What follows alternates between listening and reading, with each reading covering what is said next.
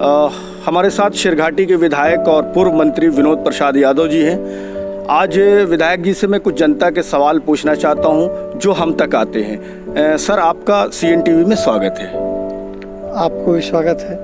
और सर, कुछ जनता के सवाल हैं और पहले ये कि जो बस स्टैंड की स्थिति है शेरघाटी में वो काफ़ी दयनीय है, आप उसको किस रूप में देखते हैं? बस स्टैंड शेरघाटी काफ़ी महत्वपूर्ण स्थल पर है और हम लोगों ने मांग किया है कि शेरघाटी से होकर के उत्तर प्रदेश, मध्य प्रदेश, झारखंड, बंगाल, कई राज्यों के बसें यहाँ से गुजरती हैं। तो इसलिए शेरघाटी के बस स्टैंड को केवल अनुमंडल स्तरीय नहीं, इसको अंतर्राज्यीय बस स्टैंड बनाने के लिए हम लोगों ने मांग किया है और सरकार ने इस पर अपनी सहमति भी प्रदान की थी, परंतु संयोगवश कोरोना का संकट आ गया और लॉकडाउन की स्थिति के कारण उस पर आगे कार्रवाई नहीं बढ़ सकी। उम्मीद क्या लगाई जाए, उस पर क्या हो सकेगा? उम्मीद तो मैं समझता हूं कि आगे आने वाले दिनों में बस स्टैंड का उद्धार होगा और नगर पंचायत के अध्यक्ष, उपाध्यक्ष और नगर पंचायत के जो समिति के सदस्य हैं उन लोगों ने भी प्रयास किया है।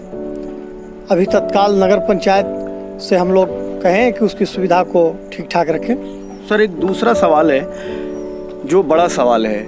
शेरघाटी में पिछले 2 सालों से मोरहर नदी का जो ब्रिज है, क्योंकि उस तरफ बहुत सारे कार्यालय हैं, जेल हैं और एक बड़ी आबादी को कॉलेज है, लोगों को इससे उस पार से इस पार होना होता है, ऐसी स्थिति रहती है और लोग बहुत संकट से गुजर रहे हैं। तो उनके समस्या का निदान आपने क्या ढूंढा है या क्या सामने उसके लिए क्या होना है आगे?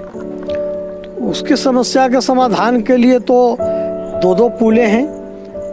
असल समस्या का कारण हो जाता है कि लोग अज्ञानता बस रूट से दूसरे रूट में चले जाते हैं, जाम की समस्या बन जाती है। अगर मैं निवेदन करना चाहूँगा अपने सभी लोगों से कि अपने अगर रूट को सही दिशा में यात्रा करें रूट पर, तो जाम की समस्या से निजात पाया जा सकता है। सर, जाम की समस्या नहीं है बल्कि उसके पिच उखड़े हुए हैं, ब्रिज पर बहुत सारे गड्ढे हैं, जल जमाव है, पैदल जो चलने वाले हैं उनको कीचड़ से गुजरना पड़ता है। तो ये काम अधूरा पड़ा है जो NHAI ने छोड़ रखा है, उस पर क्या कहेंगे?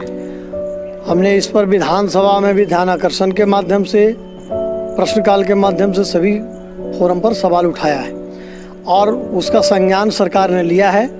उसका निविदा हो चुका है और निविदा के उपरांत NHAI में जो भी गड्ढे हैं, पुल हैं, हम लोगों ने औरंगाबाद से लेकर करके और झारखंड सीमा तक के दोनों तरफ जो पुलिया है सो और जो गड्ढे हैं उनको मरम्मत करने की मांग रखी थी और सरकार ने उसे कराने का आश्वासन दिया है।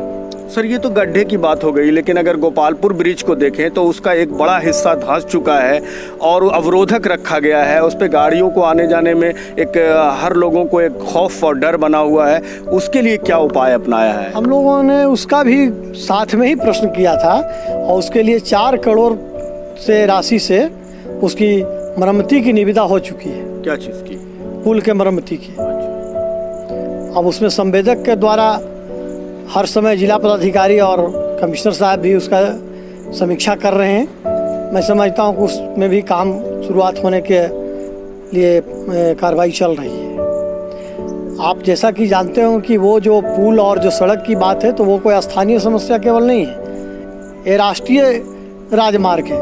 NH2 जो है NHAI, इससे पूरा देश के लोगों का आवागमन होता है और ये कलकत्ता से पेशावर तक ये सड़क जाती है। इसकी एजेंसी NHAI है। चूँकि ये राज्य की एजेंसी नहीं है, राज्य की एजेंसी होती तो हम लोगों को सुविधा होता। लेकिन सर, स्थानीय लोगों ज़्यादा प्रभावित होते हैं क्योंकि शहर के एक ओर गोपालपुर ब्रिज है, दूसरी ओर मोरहर नदी का ब्रिज है।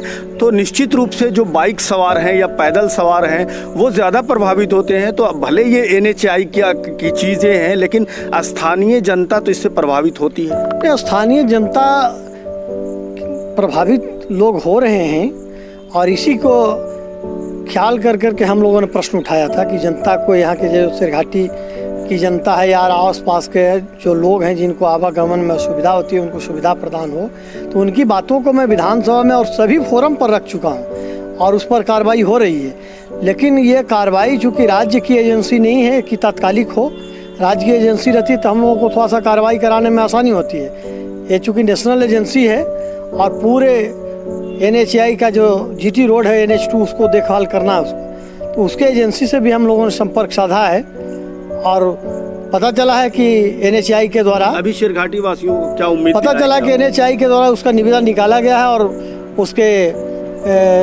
जो अभिकर्ता है वो भी अपॉइंट हो चुके हैं। तो आप क्या उम्मीद दिलाएंगे शेरघाटी वासियों को? उम्मीद तो मेरे स्तर का जो है उसमें प्रयास जारी है। जितना भी जनता के जो भी सवाल हैं उन सवालों को मैं आगे बढ़ कर के रखता हूँ। जनता का दुख तकलीफ़ को ही कम करना मेरा मुख्य उद्देश्य है।